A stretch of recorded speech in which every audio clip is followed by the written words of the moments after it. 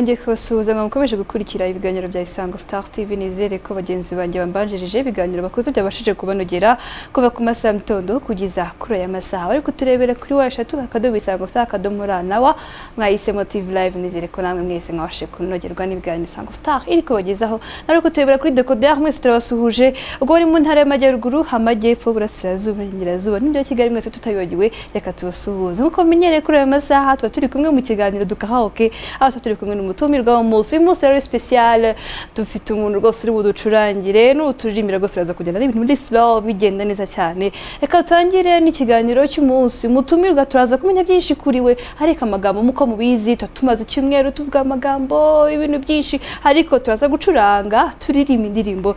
Ukaza no kujya uhare mu kiganiro cyacu ujya kuri Facebook na Instagram ukandika Simutabayezu ubundi ukadukurikira nk'uko bisanzwe. Uraho? Muraho. Fiyo ndakuzi we nta mpamvu yo kwivuga. Sigaye yose. Fiona makoro. Ni meza. Ese wabaga he koko? Kuri njye ariko mba i Kigali. Wi Kigali gusa honyine. Njya ntirimuka ariko home ni Kigali. Okay, turi kumwe na Fiona mu kiganiro dukahaoke. Nk'uko mumubona Fiona ntago rwose navuga ko abantu benshi basanzwe bamuzi nko mu ndirimbo Unyibutsa. Ese biratubwire nyuma y'irandiririmbo wakoze Unyibutsa, ngira feedback amaze kubana ndazi ko aribwo warakinjira mu muziki. Byari bimeze bite icyo gihe? Nshimira abanyarwanda ndetse n'abandi bantu ku isi hose bakunda umuziki bampaye feedback nziza cyane, nziza pe. Ikibazo bahora bambaza ngo biriya bintu byakubayeho, ariko mbibutse nge ndirimba ibibabaho. Ariko hari ukuntu umuhanzi kinjira mu muziki indirimbo ya mbere ayikora ikaba hit, yakora iya kabiri ntibe hit cyane. We ntabwo byakubayeho? Ntabwo navuga ko ariko byambayeho, ahubwo nuko iya mbere ifite kuri YouTube ifite intera kurusha iya kabiri. However nge nabigizemo uruhare. Navuga ko tubigiramo uruhare, nge nabigizemo uruhare, ndemera icyo cyaha kabisa. Okay, nk'uko mubona ni Fiona turi kumwe mu kiganiro dukahaoke. Ariko Fiona hari abatakuzi neza cyangwa describe Fiona ni muntu kibone muri rusange. Fiona yitwa Fiona Mbabazi, ni umunyarwandakazi wavukiye i Bugande, akurira hombi mu Rwanda ni Bugande. Afite ababyeyi bombi akunda, akubaha. Nkaba mba mu Rwanda, nkaba ariho nigiye segonderi na kaminuza, ariko mu bihe bitandukanye. So that is basically Mikani ni umuhanzikazi. Ashobora no gukina filime, nibyo yahereyeho azi ngo niko kazi. None yabaye umuhanzikazi. Ni n'umugangakazi mbese. Akase Fiona biriya guhuza ibyo bintu ko umuganga ukaba umuhanzikazi ukaba ugize no kumukinnyi wa filime, byose bihuza gute nka Fiona? Fiona ni umuntu ukunda gukora, ni umushakashatsi, ni umuntu ahari ubuzima hose agomba kugera. Iyo mvuze ubuzima ni kwa kundi money leads to what you're going to buy. Yes. That is Fiona. So aho bambwiye ngo byuka genda ukorera 1000 ndabyuka. So filime hari amafaranga, kuririmba hari amafaranga, n'abarwayi hari amagara. Ese buri abarwayi njya mbyibaza, abarwayi baba bakeneye kubitaho, kumenya umurwayi indwara runaka uburyo yagiye igenda. Nkawe koko repetition nta ububihuze? Ubu ntago mbikora, ntago ariko kazi nkora. Gusa nabikoze igihe nakoraga internship yanjye, nibwo nabaye mu ivuriro igihe nibwo navuga ko natinze mu ivuriro, ariko kazi nkora. Ariko ubundi sindajya ahantu ngo nkomange nsaba akazi ngo mbeyo ndi umukozi waho. Oya sinda. Ukora ugenda? Kabisa no kugenda. Yes, tukibwira Fiona mu kiganiro dukarahaoke. Urumva uyu munsi ni kuza kwirekura. Fiona araturimba indirimbo zose mushaka araziririmba, akufasha ko duha ikaze mu kiganiro turimba indirimbo ya mbere. Ni ikaze mu kiganiro, mbaze ni indirimbo yitwa Someone Loves You. Atari umuntu gukunda, reka tuyaje.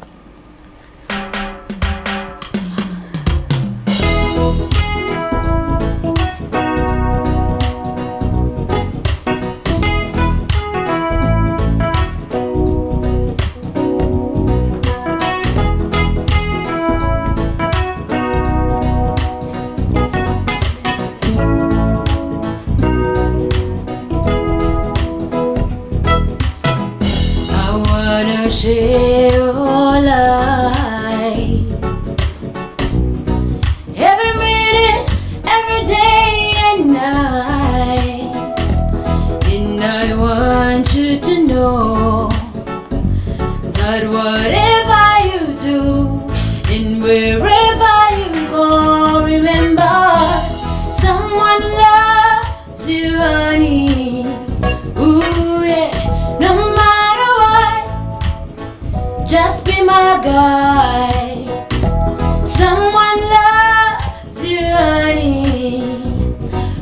than anything in the world.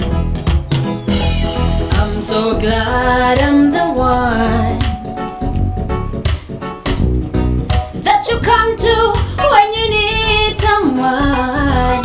Yeah, that's what my love is for. It's a shoulder to lean on, a boy in a storm. Remember, someone loves you, honey. Ooh, yeah. No matter what, I just want you to be my guy. Someone loves you, honey, more than anything in the world.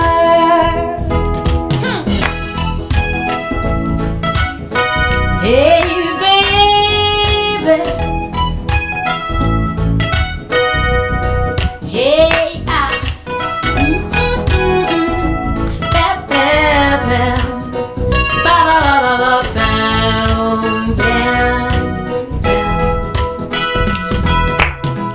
I wanna share your life. Every minute, every day and night, yeah. And I know, you know, that whatever you do and wherever you go, remember, someone loves you, honey. Ooh, yeah. No matter what, I just want you to be my guy. Someone loves you, honey, more than anything in the world. One more time. Someone loves you, honey. Hey, no matter what, I just want you to be my guy. Someone loves you, honey, more than anything in the world. Ay, ay, ay, ay, ay. Ala na muntu uzi ko acting ngo someone loves you, Yeah, darling. baby, I love you, Oh my gosh, umuntu uri bucikwe kino kiganiro arambabaje kuko nyewe uyu munsi ndaba nabyibushye. Nizere ko abantu mwese muri kudukurikira. Fiona indirimbo yaririmbye Someone Loves You. Yes, Fiona. Haba hari umuntu ukunda ariko? Yeah, ndabakunda. Umuntu umwe particulier, umuntu umwe w'umusore. Utari umugabo ufite abana n'abagore. Icyo kibazo kinera gutwenga. Ko iki? Ubona kigutwaye iki? Hari abanyiyumvamo ari benshi, so mvuze umwe hari igihe byabateranya, reka mbe mvuze ko mwese mbakunda. Rwose urakunda oya Fio specifying nkuko byavuzwe ko umunsi wo guspecifying nzaba nambaye ikanzu yera, nzaba mfite makeup itari iyi ngiyi ubona, ntabwo nzaba nambaye ishati imeze gutya, wabibonye ariko nzaba wambaye ikanzu yera igera inyuma. Ariko Fio byize kuvuga ko wakundanaga na Mico the Best, byaba ari byo? Ibyo bintu byarangiye muri 2017, iyo nkuru nimuzonye no kuyigarura bantu mureba, nukuri muyibagirwe. Attention, ndi kuzana izindi nshyashya. Ariko nyine byari byo nibwo ushaka ngo tubyibagirwe, byabayeho bituma ndeba umurari. Ntabwo twigeze dukundana. Ntabwo mwakundanye? Mico the Best twabaye inshuti nk'abantu bakora umwuga wo kuririmba. That is it, byonyine, only that. nta n'agasantima wigize wumva kaza ko ndavuga ngo I can be in love with that guy. Oh my god, oh my god. Uzi ko n'indirimbo ubwayo intera santima, ubwo sibaze na Mico nta santima yaguteraga? Sha urimo uranshakaho amakuru ntanteranya na Mico. Okay, reka tuve kuri iyo nkuru. Ubwo ngubwo abantu mukunda Fiona please mwihangane, urumva yuko abantu bose bakunda kimwe. Don't worry, I am urukundo n'urwa bose. Nurandota, you have a right. Nutandota, you have the right. So you're just okay. Okay, fitikwere Fiona reka tuba ibintu by'urukundo no tukasije ku munsi turazagaruka ku rukundo nyuma. Nice. Yes. Ako Fiona tubwire ubuzima bwawe bw'umuziki buhagaze gute muri iyi minsi? Ubuzima bw'umuziki umva naje kwibasira igikuta cyajyaga cyubakwa kigwa ubu kizongere kizambona tansiyo gikuta ubwo ugarukanye izihe mbaraga itafari nabumbaga kuko ngiye nemera ko nje mfite itafari ngomba kugereka kuri abandi bashizeho kugira ngo twubake industry y'umuziki mu Rwanda. So nanjye naragenda bumba ubu ryuzuye taje rero ryahiye kabisa ubu ryahiye ubwo rimaze gushya product zawe twavuga ko magingo aya ngayo ufite zagarukanye izo mbaraga ubwo nizingahe nka Fiona ya mbere yasohotse uyu mwaka ugitangira itariki 24 nibwo nagiye nyishira ku mugaragaro kuri TV yitwa Ni Wowe ibimburira izindi nyinshi ziri inyuma sofa video ya kabiri nayo tuyirimo ebana Fiona is working. She's not what? She's not idol. Yes, Fiona, ubwo no reka tugane no kuri karaoke dutko turi mu kiganiro dukaraoke. Fiona gushiftinga muri karaoke kujya muri live. Tubwire iyo live kuki wa shiftinze ukajya muri live. Haba karaoke nta kivamo cyangwa karaoke ubona atari byo byawe. Oya shaje kuri igihe nayikoraga narinjizaga pe nta rimwe njya nkora akazi ka just for just. I work and then I earn according to how I work. Yes. So narayikoze ariko nkuko umuntu yevoliwe. Narevoliwe. Nateye intambwe ndavuga cya gihe nakoraga ndi umwe but now I need a team mu muziki you need a team to work with you so now I have a big team which is a whole band niyo ntera nagezeho. Okay ese kuba wenda washatse team siyo turufe kugira ngo ubone ko wenjira mushimese guma umenye kuri Lemba live guma sana yantekereza beka abahanzi benshi la majorité bakora umuziki baganisha kujya muri guma kuko naryo rushanwa dufite mu Rwanda rukameye rya no my darling ntago je nigeze nkora music ndeba amarushanwa koza bivuze ko udashaka gutera imbere no ntago nkora umuziki unyumve neza ntago nkora umuziki kugira ngo guma izamfate no way then I would be in touch with my friends in the US bakazangeza muri The Voice or X Factor you get if that's what I'm looking at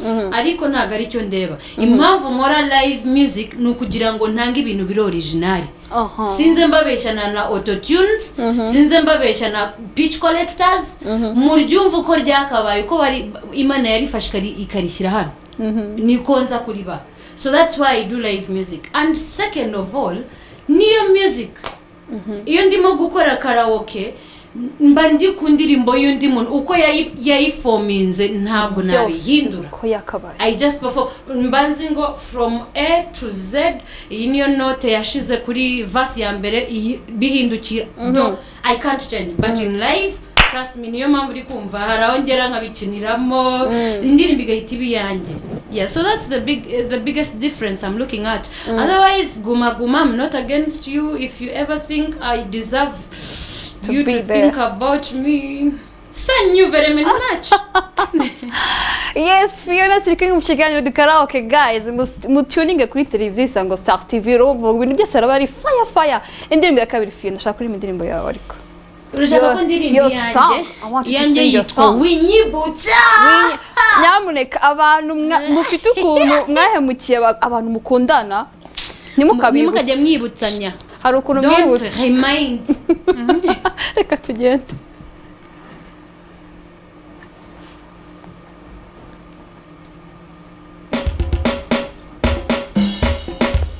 Hey soka obasha comment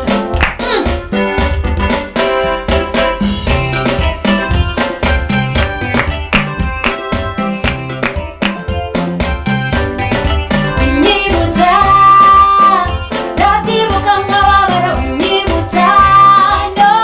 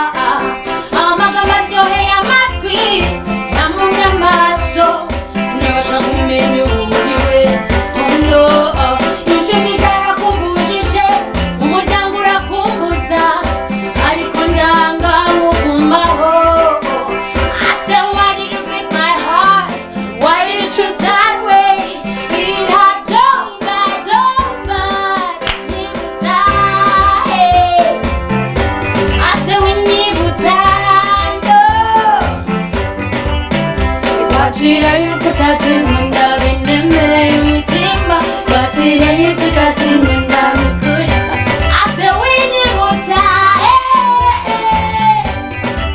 oya oya winyibutsa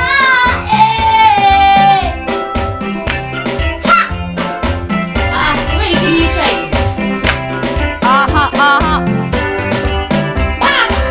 your mic.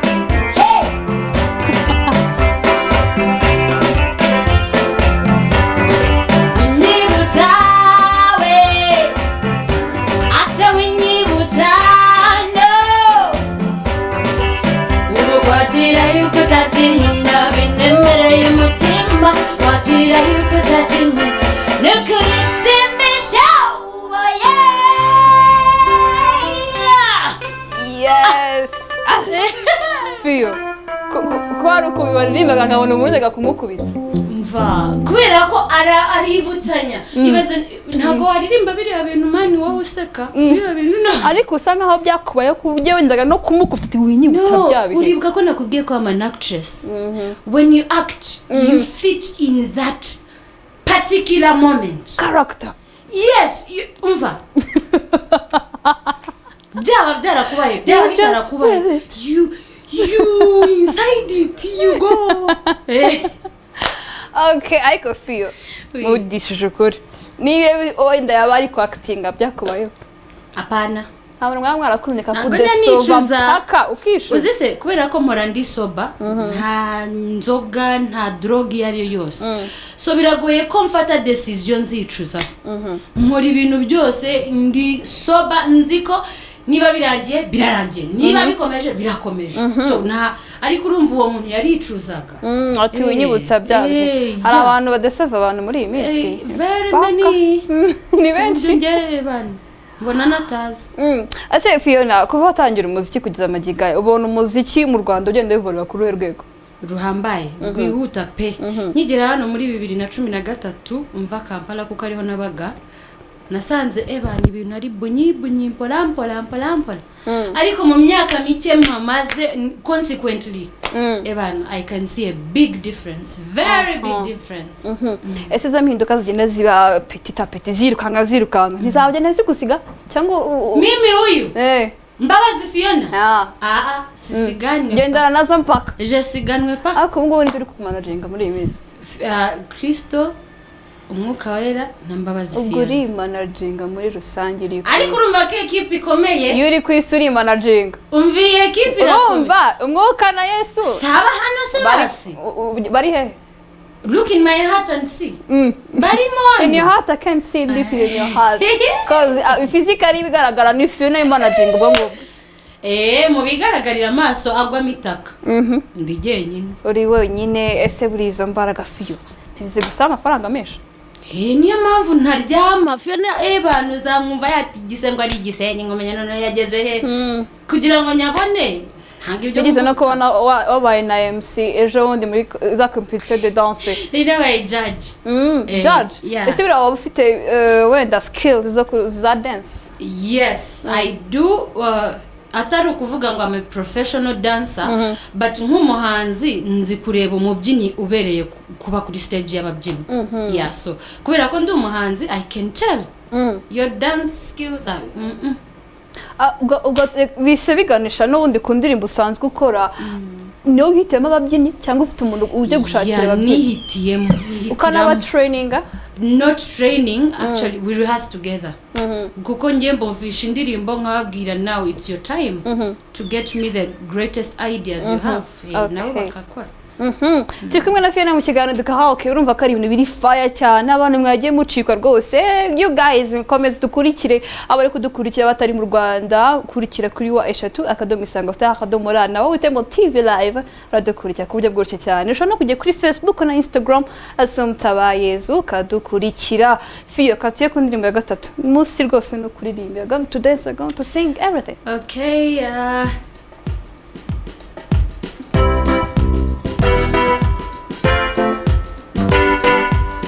yitwa Jabulani from South Africa.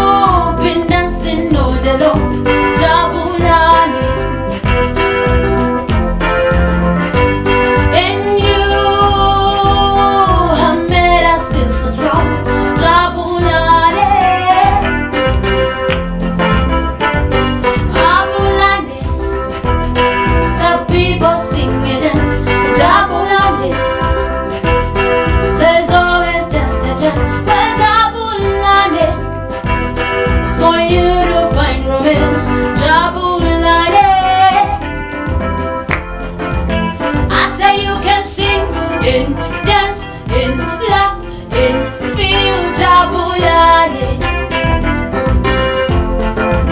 Well, you can sing and dance and laugh and feel Jabulani. Yeah! Aku tak sedih Dewa kan ada? Aha. Kamera bersama apa ni? Okay. I'm South African mojito.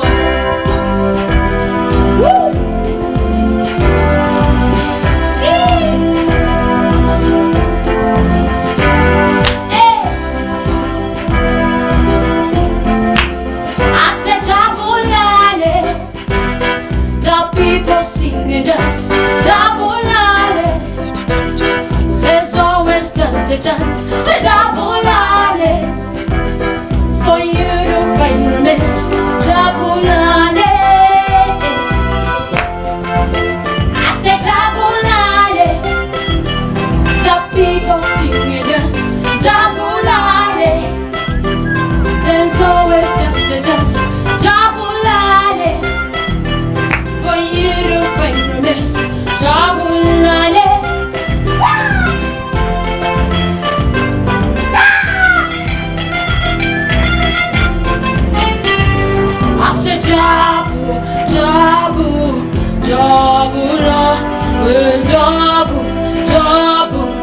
Jabulani, Jabu, sing it, Jabulani, Jabulani.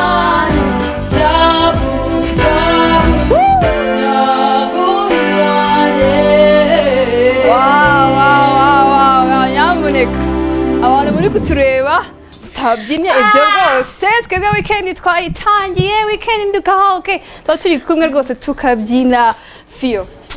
You make my day. Yay! You did it. We rock the world, girls. Really? Yes, turi kumwe na Fio nagira ngo murabona she's the craziest guest. And I'm the most humble girl in Rwanda. Kambivuge mu Kinyarwanda. Nije mukobwa wa mbere witonda mu Rwanda. Witonda? Statistically, ntago ari ibintu byapfuye kwizana. Nije mukobwa wa mbere witonda mu Rwanda. Umusazi. Somehow ufite character is somehow sharp. Fio, gutyo nyine wawe witonze. Wabaye kandi ko muri sengere kandi you know it's ntago byaba ari wowe. Ese Fiona tubwire kuba sharp mu muziki bikongeje iki? Ibi bintu reka mbasobanurire. Iyo ndi ahandi hantu bazi ko ndi timide, Fiona atajya avuga, Fiona nundi muntu ariko iyo ngeze imbere ya kamera n'imbere ya micro ibintu biri automatique sinzi nanjye biva. Ubwo ni esprit za musique zikuzamo mu gihe ugeze ahantu ukorera musique yawe. Bana musique irangagaza, musique iranyiba, musique ingira undi muntu noneho nkwibiri banga uzacuranga inkongomani naba nambaye urukweto rurerure none sinzi uko bigenda nisanga nabyinnye nabiciye. Ubwo reka inkongomani uraza kutucishirizaho kugira ngo abantu badukurikirane Kongolela tizunguze. Je vais zunguze. Yes, Fiona turi kumwe mu kiganiro dukahoke ariko Fio nshaka kumbwira wambwiye ko ukora ibintu byinshi uri umwa actress, you are a doctor, you are a singer. My doctor, really? Yes. You are a nurse. You don't have any other choice. Not a nurse. Buriya ba laborante twabuze uko muzajya mutwita. Birangira mutwita ba doctor. Yes. But you are not actually a doctor. Well, kugira ngo ube doctor nuko uba wabonye iriya professionalism. Yeah, like the doctor but something. you are general doctor, you have the general medicine. No, I did medical laboratory. Okay. Ariko n'abanyarwanda batwita muganga. Ubona ndasuzuma ibizami uko byagenze nimba arimo sida harimo za kanseri. Si umwanya mbonye ubona narwaye iki? Mbona sinye tu hari. Umwanya mbonye ubona ndwaye. Iryo jisho ryari rikeneye ko Okay, Fio. Mbwira ibyo byose urabikora. Ni iki ubona kirusha ikindi amafaranga? Umuziki urusha ibindi amafaranga. N'abandi nawakoze wenda kabatereka. Kuko wandihiye ubwo buganga. Ubuganga ntibwandihiye ubuganga. Umuziki warishye ubuganga ndabwiga. Ubwo se winze umuziki ufite amafaranga. Ubwo se bakubwiye ngo guhitamo kimwe kigufite inyungu kurusha ibindi. Bwahitamo iki? Umuziki actually. Ariko nyiri muto ninsaza nzahitamo ubuganga attention. Asefio uramushatse nk'umugabo akakubwira ngo reka kimwe. Sinshaka umuhanzi. Avuga uwo mugabo ujya kuntegeka bigezaho ankoresha icyo ashaka afite iki?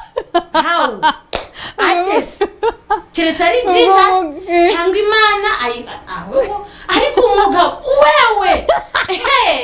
Bagabo mutereta Fiona muramba baje Fiona zaba kwitira mu. We decide ni njye kubwira nti uko mbibona. Iyo ubonye umugabo ushobora kugira byose bigashira. Not on Fiona. Kuko ngira ikintu nemera.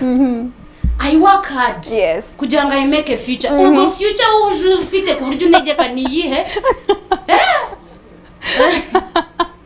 Fiyo cyako ndirimbo ya kane. Turagaruka mu kanya.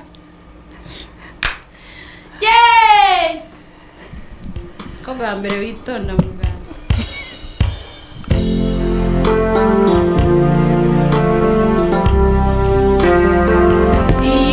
Loli Wayne from Zahara, South Africa as well.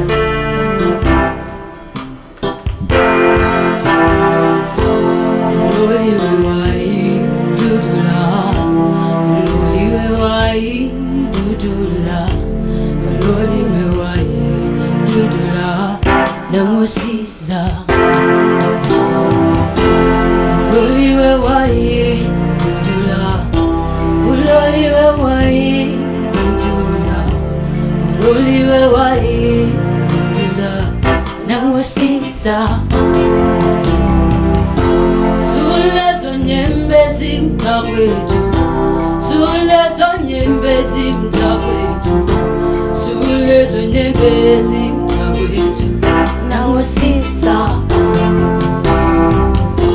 Sulezo nyembezi mtakwetu Sulezo nyembezi mtakwetu Sulezo nyembezi mtakwetu namusiza Uloliwe loliwe wai dudula Uloliwe wai dudula Uloliwe wai dudula namusiza Uloliwe loliwe wai dudula Uloliwe wai dudula Uloliwe wai dudula namusiza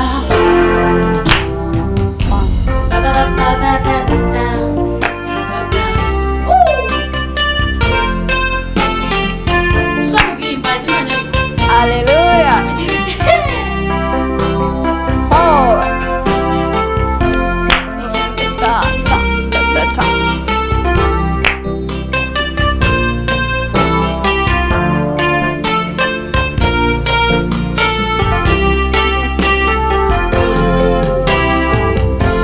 Bezulu ekosini kudali ngwele zodwa Oma ufunayo kuyakonda tandaza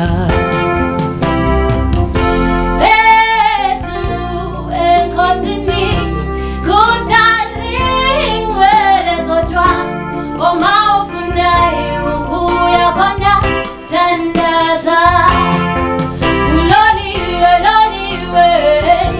Why dudula Uloliwe wai dudula Uloliwe wai dudula namusiza Uloliwe loliwe wai dudula Uloliwe wai dudula Uloliwe wai dudula namusiza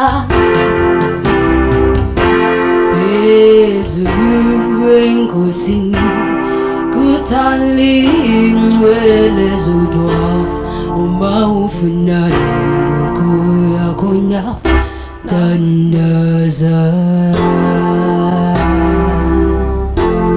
Wow.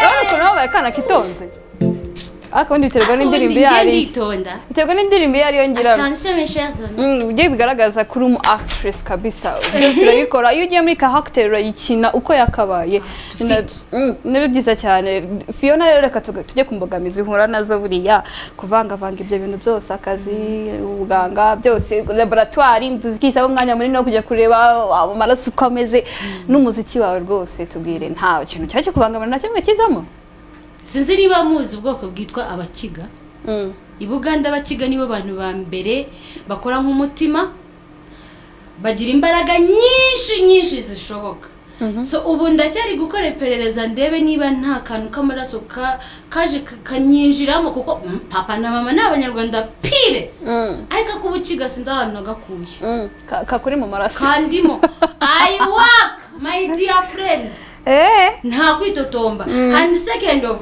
all then nigeze gushomaho kandi mfite ibyifuzo for how long it was like 5 months umva narakubiswe that time kaje sawa nitiki ngira imana ntimana ume kuba busy mu gitondo saa 6 na nimugoroba ikindi umpe na nijoro kuzajya nkora basi nimva mu ivuriro nje muri karaoke nimva muri karaoke nje muri live ndayibwira umva kalendari igire busy niba ngize busy nzaburana nkande rero sasa yarabiyisabye I will never complain nibyo ndabibi igihumbi nzabi ubwo se wenda niki uramusabye imana amakazi gatuje akazi kagaragaza yuko ndumukobwa hafi k'umudamu wakasaba cyangwa ubona atari ibyawe ni kuba crazy ubushwa nsigaje no kuyisaba bigendanye n'imyaka ngezemo na ibyo kuvuga ngo mana ngakazi kagabanika wapi ningeze imyaka 50 nibwo nzayigira noneho mana zambaraga z'akakazi k'imyaka 20-30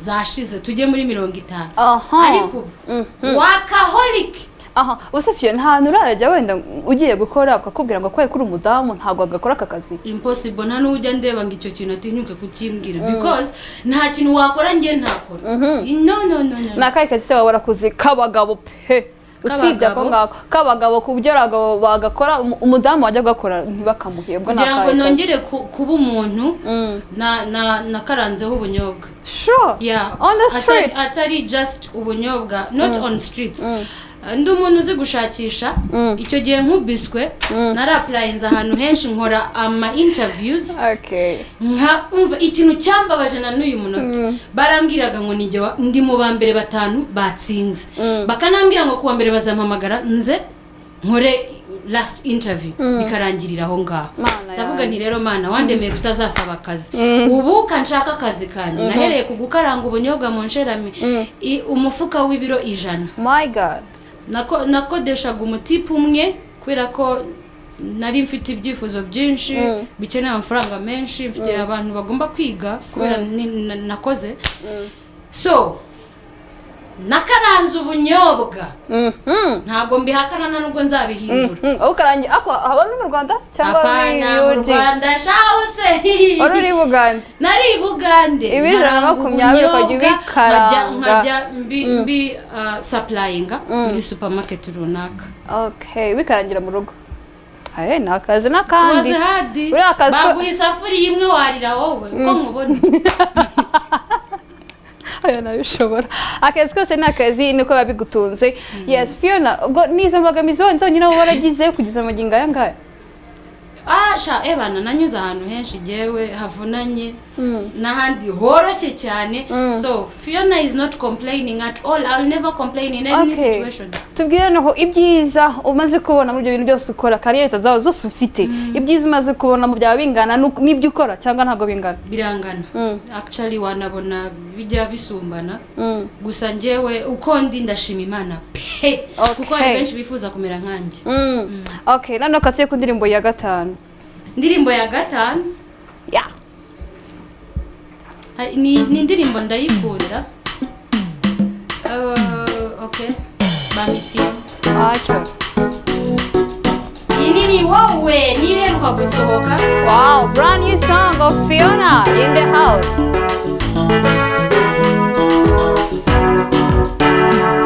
When love becomes a disease, you are the remedy, baby nakuomba please baki karibu nami naundi niwo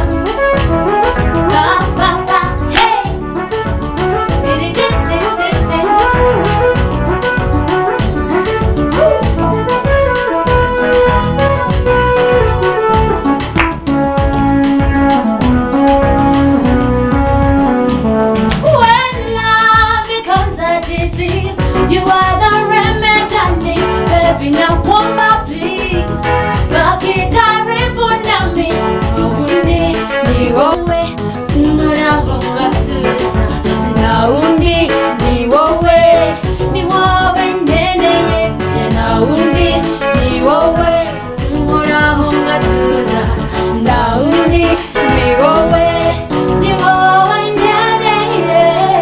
Yes, ati nta wundi ni wowe nkeneye mu buzima bwanjye bwose. Fio, umuntu dukeneye koko, mbona ukeneye umugabo karabaye nabyo urabivuze mwana. ese Fio, nta mukobwa udakenera umugabo, ariko iki ntabwo ndagushaka. ntabwo ashaka umugabo. Attention. Ese Fio, ufite imyaka ingahe harya? Nimara gushaka nzabibabwira. Ubu maginga ya ufite imyaka ingahe? Apana, nzabibabwira nimara gushaka kuko ubu ngubu muba mubimbaza kugira ngo mungenere iminsi yo nsigaje kugira ngo nshake. You get? Turi muri 2018 nka Fiona. Wumva wenda igihe washakira umugabo. Ubishuri ryararangiye nushaka rwose uzazi terete. Aterete se muri projet zanjye. Icyambere. Kogo umusore oya. Umuhungu wiyubashye, ukunda Imana, umva usengera he dindira, ukunda Imana usenga kandi ayemera idini ryaje ryose. Imana ya Israeli monsherami bari yusenga Yehova. Yehova uri umutema de Jehova. Imana yo mu ijuru yitwa Yehova, ifite amazina menshi cyane. Iyo uvuze Yehova natayumva ko ari andi. Ntuzaze uri Yehova, njye ntabwo mvuze idini, njye mvuze uzaze usenga Yehova wo mu ijuru. Ikindi cya kabiri, mama wanjye yanga abatipe bitwa babishati. Uzirinde kuza uri bishati. Bishati gute rero? Bisobanure byimbitse kugira ngo abantu batangira kwandika criteria za Fiona bavuga ati one first of all usenga Imana, second babishati rushati no motipe bazasanga umva no guterura kugira ngo umugeze mu rugo. Ninjye uhahira urugo ahari active uri bishati pe, njye mahira n'urugo uhari. Ya gatatu ikindi yirirwa aryamye mu rugo nta soni afite. Ngo ntamukubita nawe nubwo wagenda ukajya kwirirwa ureba filime ahandi hantu. Ikindi ugomba kuba uri umunyabwenge kuko Fiona si umuswa, ndakureba nka kubara mu mutwe, so ifo kuza nawe uzi kubara mu mutwe.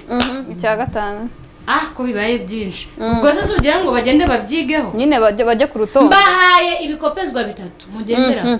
Nyamuneka abatipe muri kumureba muri kureba Fiona araza kukubwira aho akorera, wandi ushaka kuba wumva wakiyaminiya muri abo basore bose barimo aho ngaho wenda bikabigira. Fiona noneho tubwire ubwo wari wakubita umuntu harya? Nta muntu urakubita rero ariko ntago namenira ibanga. Yes nagukubita. Hari umuntu wakubise wenda ku buryo wamukomerekeje birenze? Oya, nta muntu nakubise ngo mukomeretse, ahubwo ni umukobwa twiganaga muri classe. Ndabyibuka iyo scenario ntizamva mu mutwe. Akajya akunda donc we yumvaga ari classe cyane, ari mu kire, akajya akunda kubangamira abandi bana bataragera aho ngaho. Nge rero ibyo birambabaza binkuraho ebana n'umusatsi kabisa. Yabangamiye umwana binjya mu mutwe, ndahaguruka muri class teacher ari kwigisha mwarimu attention kobita teacher niwe wadukijije. Fio ngo nizere ko utongeye kurwana nyuma yaho ngaho. Ntabwo narwanye, naramukubise kuko ntiyatinyutse kunsubiza. Kurwana no gusubizanya, nge naramukubise ndamukosora. Haba hari umuhungu se cyangwa umugabo ugize ukubita mu buzima bwawe? Abana sinabitinyuka mugishije ukuri.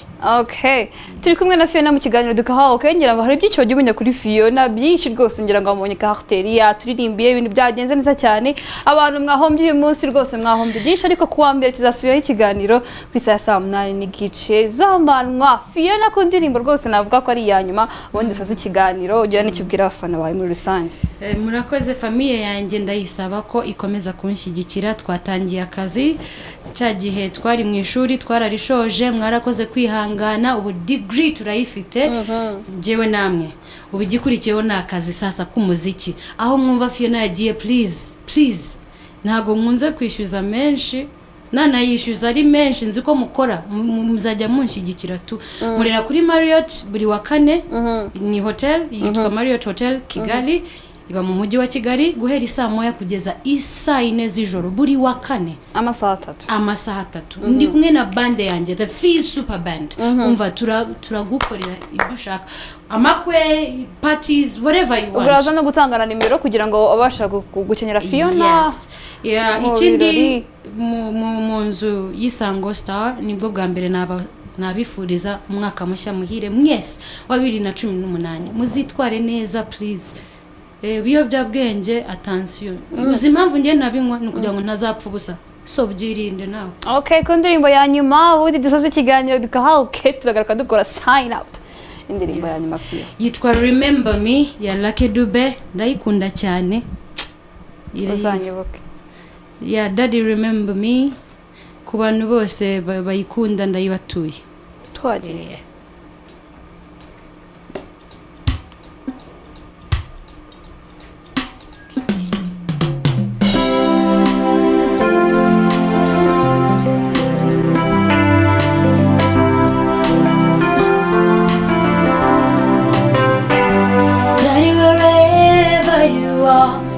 Remember me in whatever you do.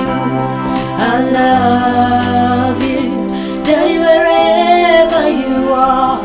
Remember me in whatever you do. I love you. You left for the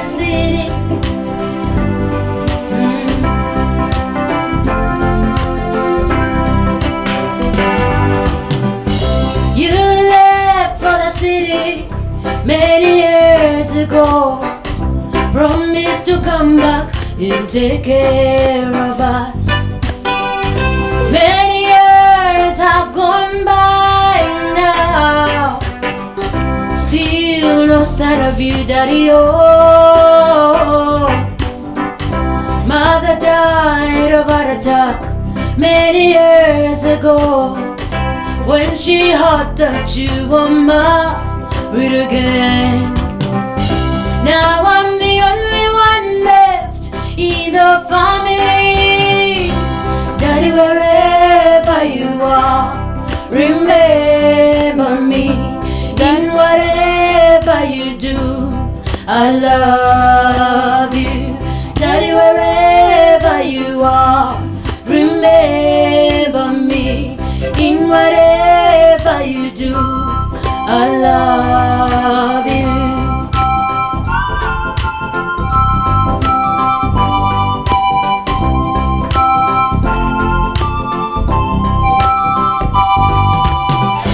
You left for the city many years ago, promised to come back and take care of us.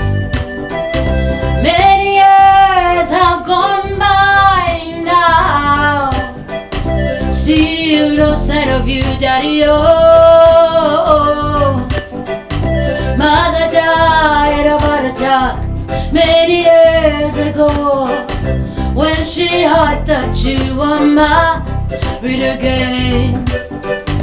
Now I'm the only one left in the family.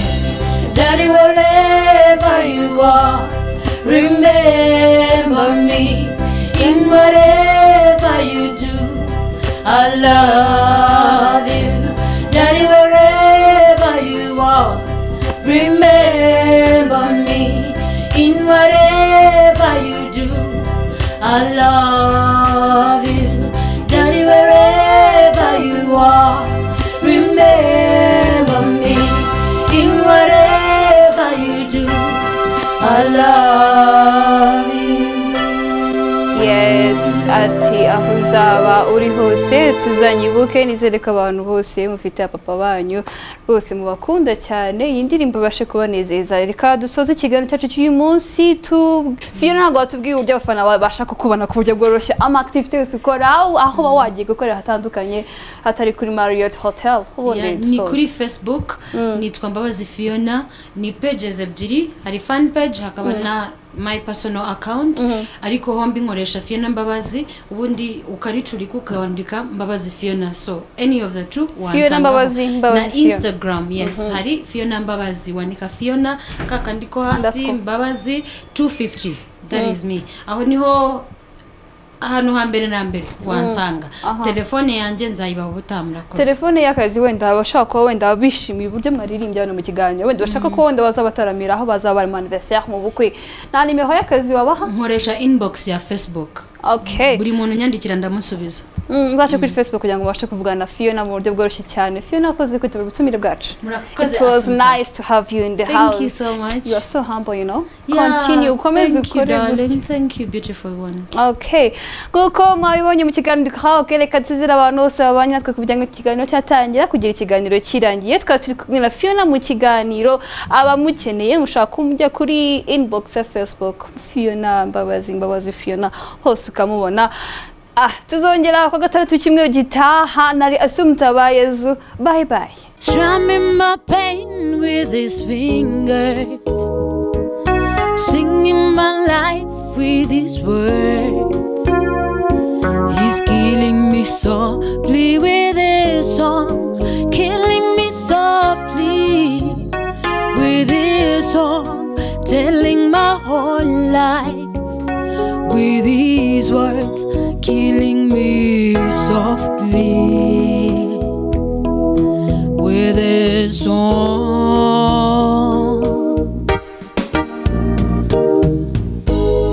I heard he sang a good song, I heard he had a style, and so I came to see him and listen for a while.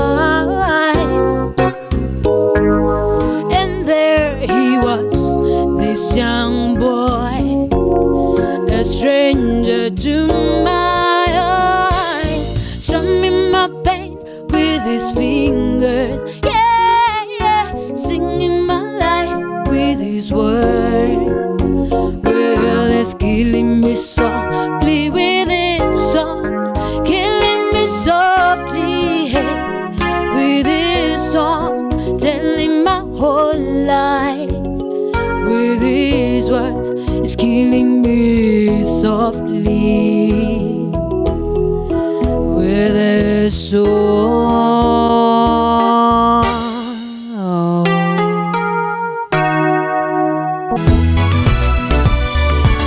When love becomes a disease, you are the remedy I need. Baby, nakuomba please, baki karibu nami. Nauni niwewe, unhoraho ngatuza. Nauni niwewe, niwewe nyeneye. Nauni niwewe, unhoraho ngatuza. Nauni niwewe, niwewe nyeneye.